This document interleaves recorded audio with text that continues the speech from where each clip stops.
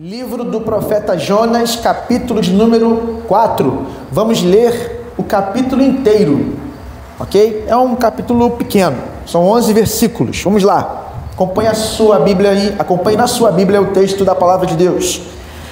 Mas Jonas ficou muito aborrecido e com raiva.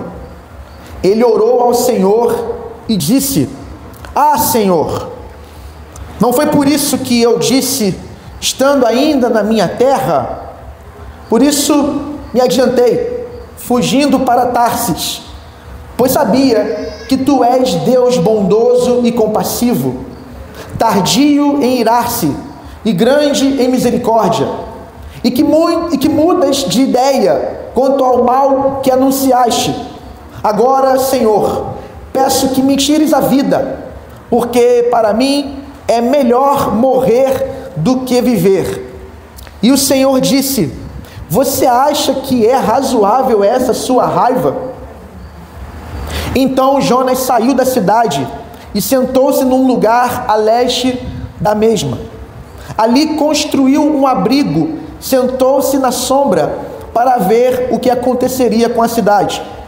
Então o Senhor Deus fez crescer uma planta por cima de Jonas, para que fizesse sombra sobre a sua casa, ou melhor, sua cabeça, a fim de o livrar do seu desconforto. E Jonas ficou muito contente por causa da planta. Mas no dia seguinte, ao amanhecer, Deus enviou um verme que atacou a planta e ela secou. Quando o sol nasceu, Deus fez soprar um vento leste muito quente. O sol bateu na cabeça de Jonas, de maneira que ele quase desmaiou. Então pediu para morrer, dizendo: Para mim é melhor morrer do que viver. Então Deus perguntou a Jonas: Você acha que é razoável essa sua raiva por causa da planta? Jonas respondeu: É tão razoável que até quero morrer. E o Senhor disse: Você tem compaixão da planta, que não lhe custou nenhum trabalho. Você não a fez crescer. Numa noite ela nasceu e na noite seguinte desapareceu. E você não acha que eu deveria ter muito mais compaixão da grande cidade de Nínive, em que há mais de 120 mil pessoas que não sabem distinguir entre a mão direita e a mão esquerda, e também muitos animais? Vamos orar. Pai, em nome de Jesus, estamos diante da Tua palavra, que é viva e eficaz, que pode nos dar vida espiritual, que pode nos salvar, que pode nos transformar, que pode nos confrontar, nos ferir e nos curar. Pai, que a Tua palavra prevaleça em nosso coração, que o Teu Espírito fale a cada um presente nessa noite, e que essa pregação seja para a glória do nome de Cristo Jesus, nosso Senhor que reina, e é no nome dele que oramos. Amém. Meus irmãos, eu queria hoje interromper a série que temos pregado todo domingo, que tem por título o Evangelho, uma história sobre redenção. Nós paramos na semana passada, falamos sobre Uzias, e vamos retornar bem depois, porque na semana que vem eu não vou pregar, e na outra também não. Teremos aqui também uma participação especial do Primícias do Céu, que vai ter uma cantata aqui dia 23, eles vão cantar alguns cânticos, e também o pastor Fábio, da Igreja Batista Memorial de Bangu, vai ministrar a palavra. Então a gente volta lá para o último domingo desse mês a falar da série do Evangelho, uma história sobre redenção. Eu queria falar sobre esse texto que nós pregamos, nós lemos aqui. Eu quero pregar em cima desse texto, onde conta a história de Jonas. Quem aqui conhece a história de Jonas? Levanta a mão. Grande parte conhece. Jonas, um profeta de Deus, um homem que foi chamado por Deus para pregar numa cidade chamada Nínive, uma cidade que era composta de muita gente má, pessoas que fizeram muitas coisas ruins com o povo de Israel. E ele, como um grande israelita, um homem da aliança de Abraão, um homem que temia a Deus, guardava a lei de Moisés, um profeta de Deus, ele não quis ir pregar essa mensagem, e era uma mensagem dura, era uma mensagem sobre a ira de Deus contra aquela cidade. 40 dias e Nínive será derrubada. Mas ele não quis ir, ele decidiu ir para uma outra cidade, ele decidiu pegar um barco para Tarsis. E quando ele faz isso, Deus então intervém na situação e traz uma grande tempestade. A história vai transcorrendo, irmãos, e aqueles marinheiros então ficam muito assustados com a grande tempestade, e Jonas está lá deitado, dormindo, lá no cantinho do barco, numa boa. De repente ele é acordado, você não está percebendo o que está acontecendo, e Jonas, ele então fica ali envolvido com a situação, e existe um clamor desses homens aos seus deuses: clame também você ao seu Deus, Jonas. E ele então confessa que nenhum daqueles deuses poderia parar aquela tempestade, porque aquela tempestade quem enviou foi o Deus dele, o Eterno. Então nesse momento eles até têm uma compaixão com Jonas: não, vamos tentar aqui ainda salvar o barco, mas a tempestade não parava. Então ele pede para ser lançado no mar. E quando isso acontece, mesmo com os marinheiros relutando, e os marinheiros, gente, eles chegam a clamar ao Senhor, os marinheiros eram mais crentes que o profeta naquele momento, e eles clamam ao Senhor, e eles enviam e acalma a tempestade. Mas Jonas vai parar no ventre de um grande peixe o engole. Nesse momento, inclusive os marinheiros vão invocar o nome do Senhor e adorar e entregar ofertas ao Senhor. No capítulo 2, você tem lá o retrato. O livro de Jonas tem 4 capítulos. Então no capítulo 1 acontece tudo isso. No capítulo 2, Jonas faz uma oração. E Jonas então percebe naquele momento que não era apenas o povo de Nínive que tinha maldade. Não era apenas os ninivitas que precisavam da graça de Deus, da misericórdia de Deus. Ele percebe que ele também tinha as suas maldades no seu coração. E ele percebe que também precisava da misericórdia de Deus. Então ele clama por essa misericórdia. Ele reconhece, ao ponto de dizer no versículo 9: a salvação pertence ao Senhor. Nesse momento, irmãos, quando ele ora, entendendo que o favor de Deus também era necessário para ele, e não apenas para aquele povo, ele vai então ser lançado de volta para a terra. Capítulo 3 vai mostrar de novo Deus chamando ele, dando mais uma chance. Agora Jonas lembra que ele também é um pecador, então ele vai agora cumprir o seu chamado de um profeta de Deus. E ele vai a Nínive e prega lá a mensagem que Deus mandou lhe pregar. O que acontece naquele momento? As pessoas se arrependem. Pessoas ruins, pessoas maldosas, pessoas violentas, pessoas que imprimiam sofrimento a Israel, agora estão arrependidas. O rei de Nínive chega a conclamar um jejum envolvendo até os animais. Ninguém vai comer, vai todo mundo agora prantear. Eu vou tirar minhas vestes reais, vamos todos nos humilhar e nos arrepender diante desse Deus que é o Deus verdadeiro. Há arrependimento, há salvação. E aí, irmãos, quando esse povo se arrepende, Deus perdoa, porque Deus é misericordioso, porque Deus quer salvar as pessoas, porque Deus ama as pessoas. Deus tem as pessoas na mais alta estima, porque elas são imagem e semelhança dele. É nesse momento que o profeta, ele se esquece novamente da graça de Deus e fica furioso, extremamente furioso com o fato daquelas pessoas terem sido perdoadas. Versículo 1 do capítulo 4 vai dizer: mas Jonas ficou muito aborrecido e com raiva. Capítulo 4, versículo 1. E ele vai orar ao Senhor e vai dizer: ah, Senhor, então foi isso que eu disse, estando ainda na minha terra? Por isso me adiantei fugindo para Tarsis, pois sabia que tu és Deus bondoso e compassivo, tardio em irar-se e grande em misericórdia, e que mudas de ideia quanto ao mal que anunciais. Ele queria que a ira continuasse sobre aquele povo, mesmo eles tendo se arrependido. Eles confessam, se arrependem, jejuam, eles deixam o mal, eles se voltam para Deus, e isso traz a ira do profeta. Irmãos, eu fico abismado de perceber que não é apenas Jonas que tem dificuldade de compreender a graça de Deus. E também, irmãos, é interessante ver que Jonas, sendo um profeta, ele se esqueceu da graça de Deus. Um profeta era um homem de Deus, era um homem santo, era um homem que Deus separava para anunciar as suas palavras ao seu povo. Irmão, se um profeta se esquece da graça de Deus, se um pregador pode se esquecer da graça de Deus, se um pastor pode se esquecer da graça de Deus, eu e você podemos também. E a verdade é que com frequência nós fazemos isso. Lá em 2 Pedro capítulo 2, versículo 1, versículo 9, perdão, o texto vai dizer: pois aquele a quem estas coisas não estão presentes, ou seja, lá você vai ver no contexto amor, humildade, amor fraternal, mansidão, enfim, domínio próprio. A quem essas coisas não estão presentes, essa pessoa é cega, e vendo só o que está perto, se esquecendo ou tendo esquecido da purificação dos pecados de outrora. Agora, irmãos, quem pode esquecer do perdão de Deus? Quem pode esquecer que foi purificado dos pecados? Será que é possível esquecer com a sua mente daquilo que Deus fez por você em Jesus Cristo na cruz do Calvário? Você esqueceu?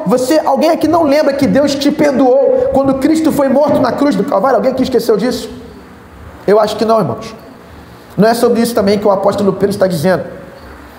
A verdade, irmãos, é que nossa mente lembra da história do perdão, mas o nosso coração no caminho muitas vezes perde o brilho e o sabor dessa realidade do perdão de Deus em nossas vidas. O coração não crê, mesmo que a mente saiba. Se eu fosse aplicar aqui uma prova, falei isso de manhã, né? Um teste, e colocasse lá a pergunta para vocês: somos salvos pela graça ou pela obediência completa à lei de Moisés? Qual é a resposta que você daria? Salvos pela graça, não é isso? Se eu perguntasse também assim, mais uma pergunta: Deus nos perdoa em Cristo ou precisamos viver corretamente primeiro para que só assim Ele possa nos perdoar? Qual seria a resposta que você daria? Deus nos perdoa em Cristo, né? Então nós somos salvos pela graça, sem merecimento, ou nós temos que merecer a salvação? Somos salvos sem merecimento, é isso? Isso, nós sabemos aqui, mas muitas vezes isso aqui não está no nosso coração. Muitas vezes nós temos uma verdade na mente que não está no nosso coração, portanto, não muda quem nós somos. Temos uma geração de evangélicos que tem informação religiosa. Essa informação não é transformadora, não muda caráter, não muda o coração. Se você conversar com uma pessoa drogatizada, uma pessoa que está perdendo a batalha contra as drogas, eu trabalhei anos com pessoas que vivem em situação de rua. Eu evangelizo pessoas em situação de rua desde os meus 18 anos de idade, que eu nem sabia que seria um pastor um dia. Um dia eu comecei a desejar pregar no púlpito aqui, que eu via as pessoas pregando, alguns jovens da minha igreja na época começaram a ter oportunidade, eu falei, eu queria fazer isso. E ninguém olhava para mim, até pela minha limitação, eu era mais gago e tinha uma língua mais presa. Então as pessoas olhavam e falavam assim: não, esse rapaz aí não tem condição nem de cantar na igreja. Então em algum momento eu escutei o Espírito Santo me dizer: o teu púlpito é a rua. Eu comecei a pregar aos moradores de rua com 18 anos. Eu ia com uma Bíblia enorme da aplicação pessoal e eu ficava ali encontrando quase 3 vezes por semana os moradores de situação de rua. Tenho muitas histórias para compartilhar sobre isso. Aos 18, irmãos. E eu vou te contar uma coisa: trabalhando com essas pessoas, muitas vezes elas estão com a informação correta dizendo: olha, tem como sair das drogas, tem como sair disso aqui, é só procurar um Narcóticos Anônimos, é só procurar um Celebrando a Recuperação, Restauração, é só você procurar alguma casa de recuperação, não pode tomar o primeiro gole, não pode dar o primeiro trago. Mas muitas vezes eles estão dizendo como sair das drogas, consumindo droga na tua frente. É por quê? Porque eles sabem, mas não conseguem praticar.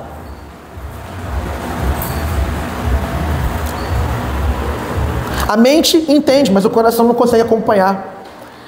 Irmãos, eu queria dizer para você nessa noite que nós todos aqui presentes, de alguma maneira, somos viciados. Todos temos vícios.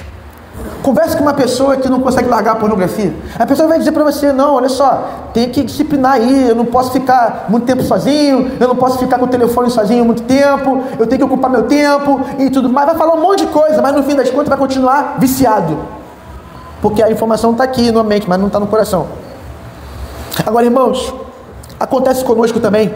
Muitas vezes você e eu temos a doutrina bíblica da justificação pela fé, e nós cremos, E nós dizemos: Jesus me aceita, Jesus, Ele morreu por mim, portanto agora eu posso obedecer a Deus. Não é o contrário, eu não tenho que obedecer a Deus para Jesus me aceitar. Ele já fez isso na cruz. Eu entendo isso, você entende também. Você entende que a salvação é pela graça, por meio da fé, sem obra humana. A obra vem depois, como gratidão pela graça recebida. Mas no fim das contas, nós ainda estamos tentando viver uma vida que é pautada numa busca pela salvação através das nossas obras. Nós ainda tentamos ser agradáveis a Deus, e quando não conseguimos, nos frustramos. Porque no fim das contas, irmãos, a doutrina está na mente, não está no coração. Isso acontece porque com frequência nós nos esquecemos do Evangelho, nos esquecemos da graça de Deus. E o que acontece quando você se esquece da graça de Deus? 3 coisas acontecem aqui. Eu trouxe essa mensagem pela manhã e eu quero completar, eu quero trazer ela completa nessa noite. A primeira coisa que acontece quando nós nos esquecemos da graça de Deus é que nós dividimos o mundo entre as pessoas boas e as pessoas más. Repete comigo assim: quando nos esquecemos da graça de Deus, dividimos o mundo entre pessoas boas e pessoas más. Segundo, diga assim, nos tornamos não atraentes aos outros. Então assim, ninguém quer se tornar cristão vendo a nossa vida. E terceiro, perdemos o poder que nos transforma profundamente. Diga. Então 3 coisas acontecem quando nos esquecemos da graça de Deus. Primeiro, dividimos o mundo entre pessoas boas e pessoas más. Segundo, não nos tornamos atraentes aos outros. Terceiro, perdemos o poder que realmente nos transforma no interior. Primeiro então, vamos lá falar um pouquinho sobre esse primeiro ponto em relação a nos esquecemos da graça de Deus. Dividimos o mundo entre pessoas boas e pessoas más quando nos esquecemos da graça. Eu estava observando, fazendo pesquisas, e cheguei a uma conclusão em relação ao cenário político no Ocidente. Espera aí. O Ocidente, ele tem um cenário político pautado em democracias liberais. Então as pessoas são eleitas pelo povo. E temos percebido, irmãos, que uma grande estratégia que tem sido utilizada há muitos anos no Ocidente é que nós precisamos dividir, os políticos entenderam isso. Temos que dividir o mundo entre os bonzinhos e os maus. Então, funciona da seguinte maneira: se você pensa como eu, vote em mim. E também saiba que quem não pensa como a gente é gente ruim. Então, a moral, a virtude, a bondade e a sabedoria está no meu espectro político. E aí nós dividimos. É a polarização. O Brasil está assim. Existe uma demonização. Uma demonização de pensamentos divergentes. Então assim, você é correto se pensar como eu. Eu vou só pincelar. Dependendo do espectro político que você defende, você vai olhar para o outro lado e vai falar assim: se você é daquele outro lado, você não é democrático. Você apoia golpismo. Mas se tu está do lado de cá, você é um esquerdista que odeia a família. Então assim, está dividido. Cada lado está dizendo assim: a virtude está aqui, e o outro é o mal. Nós temos um inimigo em comum. Quem é? Quem discorda de mim. Quem é o inimigo? Quem pensa diferente de mim. Aí você tem a visão da sociedade, mas o Evangelho vai dizer assim: irmãos, não existem 2 tipos de pessoas, os bons e os maus. Existem 3 tipos de pessoas. Nós podemos perceber isso na história do filho pródigo. Lucas capítulo 15, versículos de número 11 a 32. Quem conhece a história do filho pródigo? Temos um pai, um filho mais novo, um filho mais velho. Você percebe que ambos não amam o pai. Ambos amam o dinheiro do pai. E ambos buscam isso de formas diferentes. O filho mais novo, ele não ama o pai através da sua desobediência. Me dá o que eu quero, me dá a minha herança, me dá o meu direito, que eu estou indo embora. Eu não quero te obedecer. Eu não quero ficar debaixo da sua autoridade. Eu quero viver a minha vida. ele não ama o pai através da desobediência. Mas o filho mais velho, ele não ama o pai através da obediência. Ele está ali, ele trabalha, ele acorda cedo, ele cuida das coisas do pai, mas quando o filho é restaurado e volta para a família e é salvo da morte, ele fica irritado, ele fica irado, e ele fala: o senhor não me deu nenhum cabritinho para comemorar com meus amigos, e agora você mata um boi cevado por conta desse rapaz que gastou tudo com as prostitutas. Você está dando para ele um anel de ouro, ele não recebeu a herança? Esse anel é meu, o que ficou agora é meu, essa veste nova é minha. Como você pode fazer isso? Ou seja, ele só queria controlar o dinheiro do pai. O mais velho controlava o dinheiro do pai, o mais novo controlava o dinheiro do pai. Um controlou retendo para si, arrancando antes do tempo. O outro controlou tentando questionar o uso do dinheiro do pai. Você está usando o dinheiro errado, pai. Esse dinheiro não deveria ser utilizado dessa forma. Irmãos, isso nos mostra que existem duas maneiras de tentar se salvar, e cada um de nós é tentado a viver dessa forma, tentando salvar a nós mesmos. O filho mais velho, o mais novo, perdão, ele tenta salvar a si mesmo através de uma vida imoral, sem religião. Ele é o retrato de um jovem que sai da igreja, ou talvez nunca foi à igreja. Esse que vai consumir droga, que vai praticar sexo de forma irresponsável. Esse que vai viver a vida desregrada, imoral. Esse, no fim das contas, está tentando salvar a si mesmo. É o relativista. É aquele que diz: tudo é amor. É aquele que defende o politicamente correto. É aquele que vai começar a militar por uma série de coisas que ele considera progresso, avanço, mas que no fim das contas só produz morte e afastamento de Deus. E ele vai viver essa vida imoral, tentando salvar a si mesmo. E tem aquele que tenta salvar a si mesmo através da religião. Ele tenta buscar ser moralmente bom e correto, e achando que assim ele ganha de Deus o direito de exigir uma vida boa. Tem gente que está na igreja e está buscando fazer tudo certinho para depois dizer assim: Deus, ó, eu sou dizimista, ó, eu oro, eu vou à igreja, eu leio a Bíblia, ó, o Senhor tem que me abençoar. Não vai inventar de permitir que eu sofra não, hein? Aí tem crente que está muito bem enquanto as coisas dão certo. Quando dá errado, fala assim: ué, meu dízimo não compra a minha imunidade à dor? Ué, a minha frequência à igreja não me torna agora uma pessoa que está livre de sofrimento? Na Bíblia você vê, irmãos, o tempo inteiro essa dicotomia, essa relação entre pessoas morais e imorais. Veja, João capítulo 3 vai mostrar Jesus indo a um homem religioso, um homem respeitado em Israel, mas um homem que precisava nascer de novo. João capítulo 4 vai mostrar uma mulher adúltera, uma mulher sexualmente depravada, e que também precisava nascer de novo, precisava beber da água da vida. Romanos capítulo 1 vai mostrar a impiedade sendo punida por Deus, os gentios, os não-judeus, esses homens que viviam para adorar ídolos, esses homens que viviam para imoralidade, inclusive práticas imorais sexuais, homem com homem. Vai lá ler o capítulo 1 de Romanos, e de repente Deus fala: a ira de Deus é contra eles. Capítulo 2, ele vai dizer: os judeus, querendo guardar a lei de Moisés, querendo cumprir os sacrifícios, querendo viver essa vida moral, essa vida religiosa, também estão perdidos. Capítulo 3 e 4 vai mostrar que todos pecaram e carentes estão da graça e da glória de Deus. E no capítulo 4, versículo 5 vai dizer: mas ao que não trabalha, porém crê naquele que justifica o ímpio, a sua fé lhe é atribuída como justiça. A pergunta é: como pode um Deus ser bondoso e gracioso sem deixar de ser justo? Você pode ver também essa dicotomia entre duas pessoas perdidas em cenários diferentes, o religioso e o não religioso. Você tem em Lucas capítulo 17, o fariseu e o publicano, aquele fariseu religioso dizendo: Senhor, eu te dou graças porque eu não sou como esse publicano, pecador, corrupto, imundo. E aquele corrupto imundo dizendo: Senhor, tem misericórdia de mim, batendo no peito.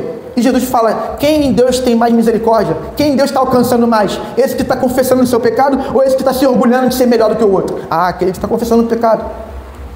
Mas o publicano e o fariseu estão perdidos, precisam de salvação. Entende isso que eu estou falando, irmão? Amém? Você tem a história de Lucas capítulo 8, você tem Jesus lá com a mulher que é uma prostituta, uma mulher pecadora que derrama as suas lágrimas e lava os pés de Jesus. E você tem o fariseu ali, nossa, como Jesus permite essa mulher imunda tocar nele? É sempre assim, pecadora aos pés de Jesus, e um pecador julgando uma pecadora que está aos pés de Jesus. Irmãos, o Evangelho nos diz que o cristão ele não vê dessa forma. Se tem o moralista, o religioso, e se tem o relativista, o mundano, imoral, e ambos tentam salvar a si mesmos, e estão ambos perdidos. O cristão, ele é salvo, e ele compreende que é salvo unicamente por uma coisa: a graça de Deus. Ele sabe que não é nada sem a graça de Deus. Ele sabe que só pode viver pela misericórdia de Deus. Nós não somos superiores a ninguém. Somos apenas pecadores salvos pela graça. A verdade, irmãos, é que os que se acham bons estão perdidos. E nós não podemos, de forma nenhuma, dividir o mundo entre pessoas boas e pessoas más. Esse povo mais de esquerda, de mente mais aberta, vão achar as pessoas moralistas, religiosas, como pessoas ruins. Você vê isso na sociedade, irmão.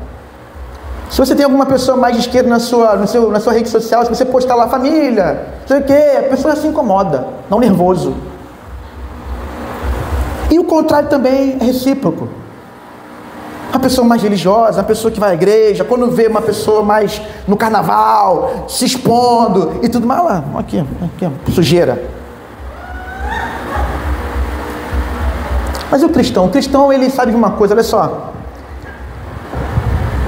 Nem essas pessoas morais são boas, nem essas pessoas mundanas são boas, nem eu sou bom. Aliás, o cristão pensa assim: as pessoas que acham que são boas são más,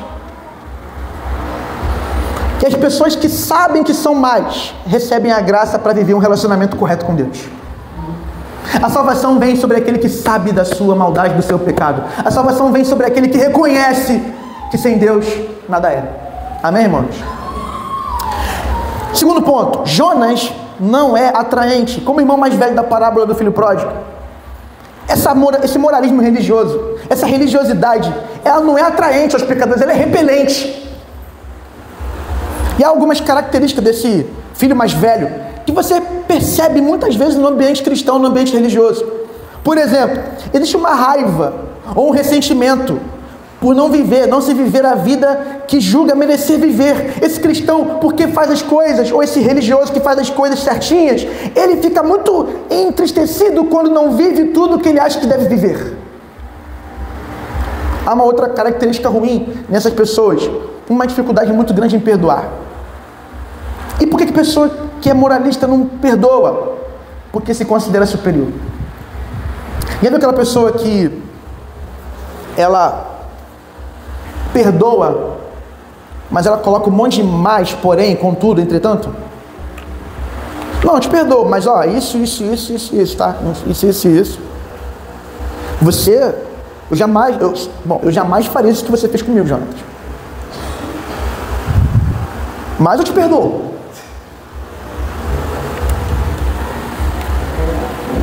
Quando não, a pessoa diz, perdoa você, mas no dia a dia continua fechando a cara, continua irritado, continua evitando.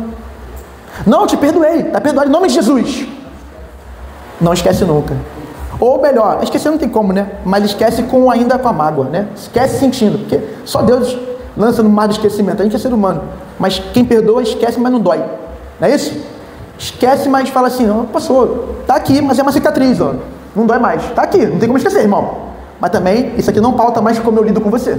Eu continuo te amando agora e fazendo tudo que eu puder fazer pelo seu benefício. Mas a pessoa que é moralista religiosa tem dificuldade de perdoar, porque ela se considera superior. Eu não faria o que você fez por mim. Eu não cometeria esse erro que você cometeu. Uma outra característica: são pessoas péssimas em fazer críticas e receber críticas. São pessoas que, quando fazem crítica, a crítica é ácida, é carregada de um sentimento de desdém, de falar de cima para baixo. Eu sou melhor do que você. No fim das contas, a pessoa não vai dizer, mas no coração, esse ar de eu sou moralmente superior a você. Critica de forma ácida, e quando é criticado, se ira, se fecha, se contrai, o ódio surge. Como você está me criticando? São pessoas que se acham boas demais. E a crítica para pessoas assim é dura e fere, porque fere ego, fere autoimagem.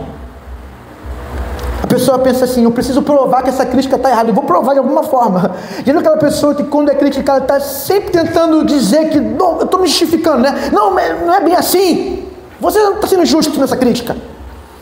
Você não está percebendo as coisas como deveria. Eu não fiz isso, eu não sou assim. Dificilmente uma pessoa humilde faria isso. Não, olha, eu sou pecador. O cristão é assim, irmão. O cristão, porque se considera pecador salvo pela graça, quando alguém critica ele pensa assim, eu sou pecador, eu posso ter feito isso, eu posso cometer esse erro, e eu vou precisar me arrepender, eu vou precisar confessar, eu vou precisar mudar. O irmão mais velho, o Jonas, ele não aprende com críticas, pelo contrário, ele se fecha, ele despreza, porque ele prefere odiar. Ele odeia a crítica, mas ama criticar, porque ele se sente superior aos outros. Então tem muita gente que tem muita especialidade em ver o pecado alheio, em falar mal dos outros, em criticar os outros, em falar, se fosse eu ficaria melhor, ou então isso aí não está muito bom, ou você não é uma pessoa tão boa, essas coisas não estão indo muito bem, porque do meu jeito seria melhor, porque eu acho que eu sou melhor do que ele. Esse é o problema. Isso tudo porque você se esquece da graça de Deus. Pessoas assim, irmãos, não evangelizam. Pessoas assim não são atraentes. Imagina uma pessoa rígida, ríspida, ranzinza, que não aceita crítica, que não sabe lidar com o diferente. Imagina, quem sendo assim consegue evangelizar? Quem consegue atrair alguém para Cristo? A pessoa, olha, ser cristão é ser assim, é desdenhar dos outros, é olhar de cima para baixo. Quando você se esquece da graça de Deus, tua vida não se torna atraente para o não cristão. É por isso que você não vai compartilhar o evangelho a outras pessoas. Uma pessoa que não é atraente aos outros despreza os diferentes.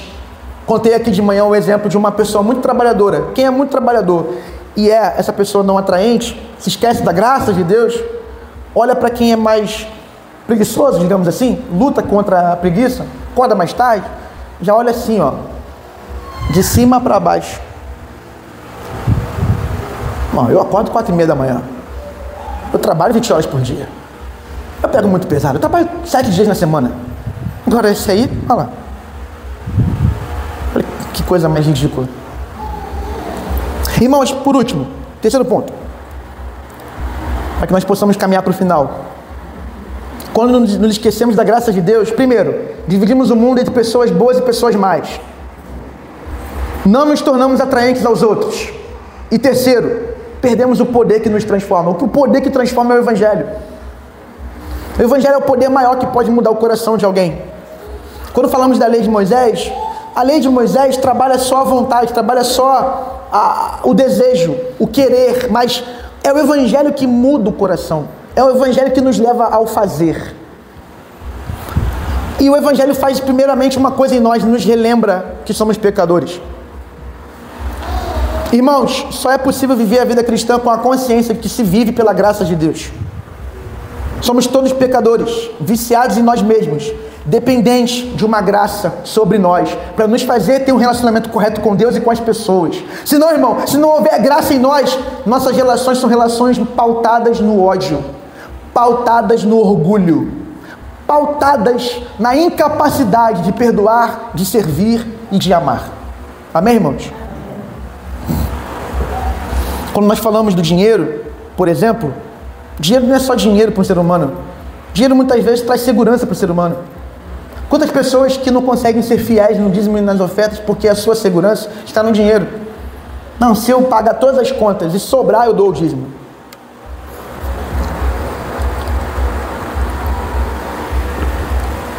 Tem gente que constrói a sua identidade no dinheiro. Tem gente que, quando não tem dinheiro, se sente menos poderoso, se sente menos grande. O dinheiro traz superioridade. Você entra em lugares que outros não podem entrar. Você tem uma admiração de pessoas que você não teria se você não tivesse esse dinheiro todo. O dinheiro traz um status social. Mas, irmãos, quando nós temos a visão do Evangelho e lembramos da graça de Deus, nós passamos a entender que o dinheiro não pode definir o nosso coração. Tendo ou não dinheiro, nós somos aceitos e amados por Deus em Cristo Jesus. O dinheiro não nos define, e a única opinião que importa, que é a opinião de Deus, diz para nós assim: você é amado, tendo ou não tendo. Sendo rico ou sendo pobre, você é amado. Você vale muito mais do que todo o dinheiro disponível nesse mundo. Conto uma ilustração aqui da história da jovem visitante na igreja do pastor Tim Keller, falecido lá em Nova York. E ela vai dizer assim: ela começou a trabalhar numa grande empresa de jornalismo. E essa jovem, ela cometeu um erro que não poderia cometer. Um erro que lhe custaria o emprego. E ela fica muito aflita, porque ela percebe que vai perder o emprego. Mas o seu chefe intervém na sua situação. E esse chefe dela vai até o chefe dele e diz: olha, a culpa foi minha. Eu não treinei ela muito bem, ela precisa ainda ser mais preparada, mas ela é muito boa, não demita ela. Coloca na minha conta, porque o erro foi meu. O chefe não tinha errado. Quem errou foi a mulher, a jovem.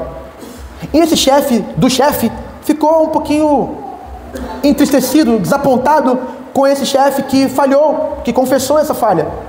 Ou seja, houve um custo para a própria reputação desse chefe se colocar no lugar dessa jovem que tinha cometido um grave erro. Então, quando essa menina sabe dessa situação e ela não foi demitida, ela quer entender, porque veja, no mundo do corporativo, no mundo do mercado de trabalho, os chefes costumam ganhar os benefícios dos acertos dos funcionários e punir severamente quando os funcionários erram. Nenhum chefe é capaz de chegar ao seu superior e dizer pela sua subordinada: não, a culpa é minha. Não, a culpa é dela, é melhor demitir mesmo. Ela errou, tem que pagar pelo erro. Então essa jovem ficou assim incomodada: não é possível, não, como assim? E ela vai então insistir para o chefe explicar a razão dele ter feito isso, porque qual é a razão dele se colocar no lugar e assumir a culpa dela?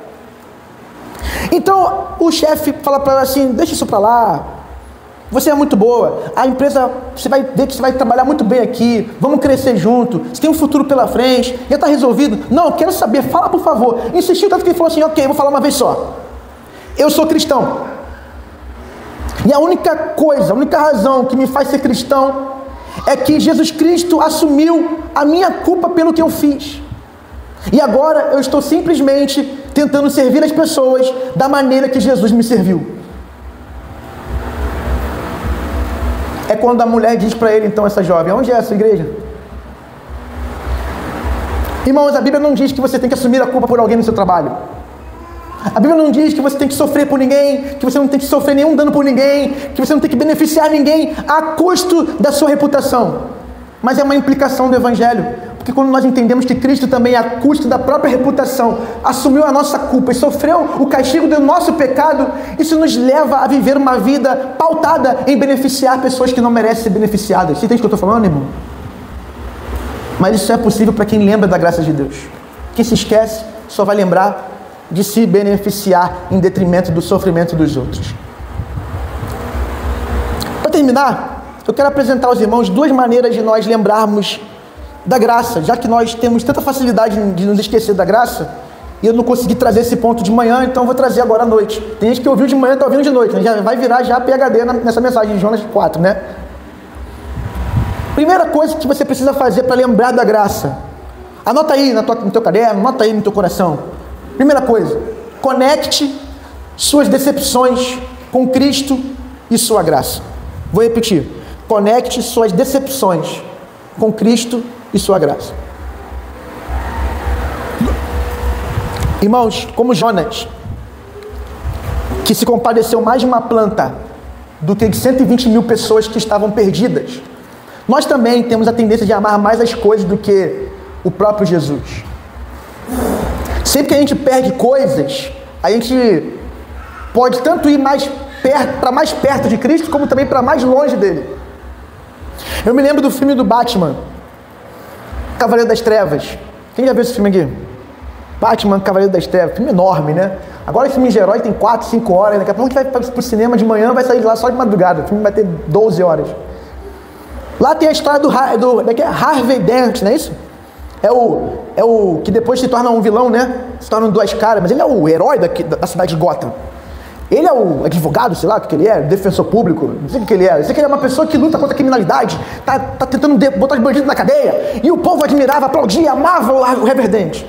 E tinha o morcego lá, o Batman. Aquele homem das sombras, que também combatia criminalidade, mas era um homem meio escuro, meio obscuro, melhor assim, né? Esse homem defensor da lei foi corrompido pelo Coringa. Lembra do Coringa? O Coringa é pra você acordar um pouquinho. Não sei imitar não, tá? O Coringa corrompeu o Duas Caras. Você lembra essa história? Houve um acidente envolvendo o Batman e o Reverdente caiu e a gasolina com fogo, né, arrancou a cara dele, metade da cara dele. Um homem incorruptível. Mas o Coringa queria provar que as pessoas são corruptíveis e todas têm um preço e todas elas vão, porque sofrem, vão pelas decepções das suas vidas, vão pro lado mal da força. Estou juntando já com Star Wars, né? E acontece com o Reverdente, ele, por conta da decepção, ao invés de ir para o bem, ao invés de ir para a luz, ele vai para as sombras. E agora ele tem uma moeda e ele decide a vida de qualquer pessoa pela moeda. Cara ou coroa? Dependendo, se for cara, vive. Se for coroa, morre. Quando nós nos decepcionamos, isso é possível para qualquer um de nós. Lembra da graça de Deus. Lembra que todos vão sofrer. E lembra que Deus não desampara você. Ao invés de você se afastar do bem, se afastar de Cristo, nas decepções, lembra da graça, lembra da cruz. Lembra que há esperança. Se Ele ressuscitou, você também vai vencer no final. Amém, irmãos? Conto mais uma ilustração para você, mais uma história. É bom ouvir mais histórias às vezes, né? Você já ouviu a história do lenhador e da mãe pássaro? Quem já ouviu essa história? Ninguém. Então é novidade. Vamos gravar isso aqui. Havia um lenhador que recebeu uma missão de derrubar uma série de árvores numa região ali de árvores. Uma região como a nossa aqui. E aí, uma mãe pássaro escolheu uma daquelas árvores e fez o seu ninho com os seus filhotes. Quando esse lenhador chega para derrubar as árvores, ele percebe a mãe pássaro e o ninho, ele fala, não posso derrubar essas árvores porque vai morrer os filhotes da mãe pássaro. Então ele tem uma ideia, ele pega o machado dele e bate com o outro lado do machado, né, com a ponta lá, e ele começa a chacoalhar a árvore. E a árvore chacoalha a mãe pássaro. E ela fica com os filhotes e se perturba com aquilo ali. O que eu vou fazer? Ela pega os filhotes e voa para outra árvore. E aí o lenhador vai até a outra árvore. Pega a ponta do machado e começa a bater na árvore. E a árvore fica chacoalhando e a mãe pássaro fica irritada e pega os filhotes e vai para outra árvore.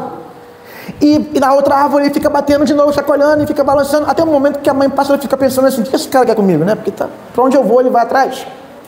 Ela não está entendendo qual é o processo, ela não está entendendo que está havendo um cuidado com ela. Até o momento em que ela percebe que essas árvores não vão resolver o problema, esse lenhador não vai parar de ficar indo atrás dela, então ela pega os seus filhotes e começa a voar mais alto e alcança uma rocha muito elevada, onde o lenhador não consegue mais alcançar. Nesse momento, irmãos, o lenhador percebe que naquele ponto ela estaria segura. Qual é a moral da história? Irmãos, todas as árvores desse mundo um dia vão cair. O seu sucesso um dia vai acabar. A sua carreira um dia vai acabar.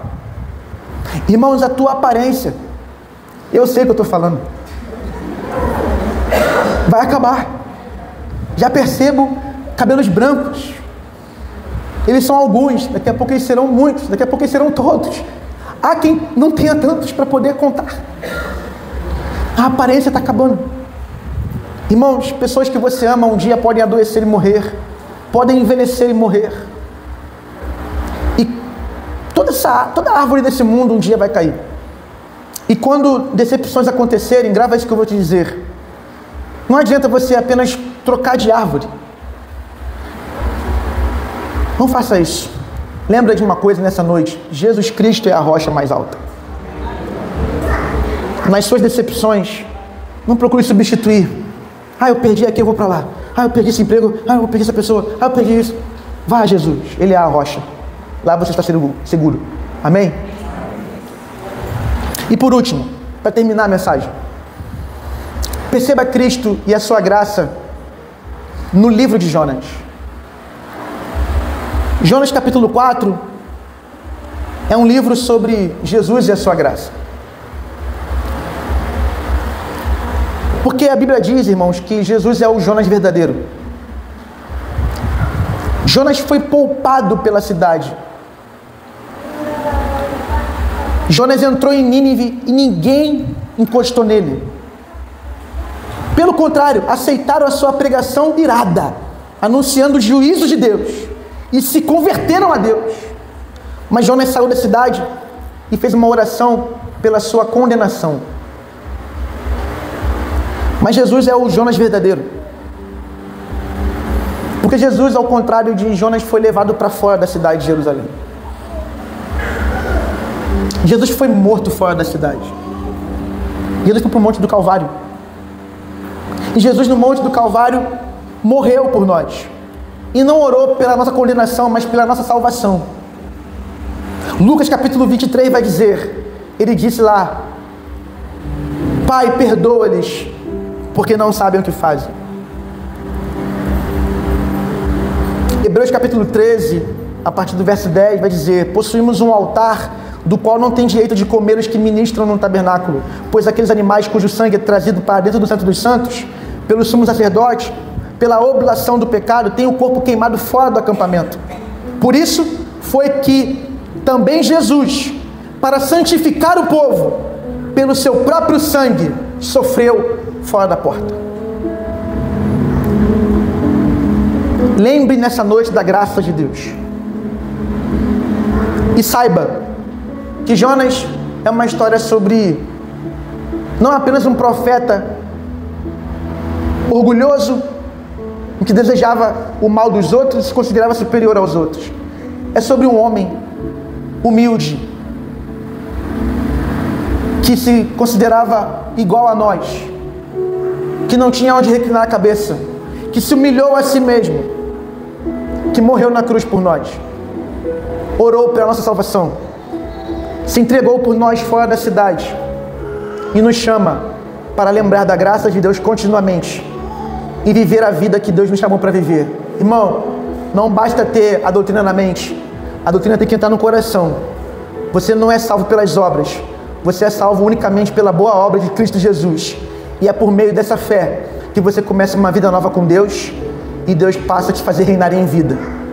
Você recebe essa palavra essa noite? Então diga glória a Deus. Vamos orar.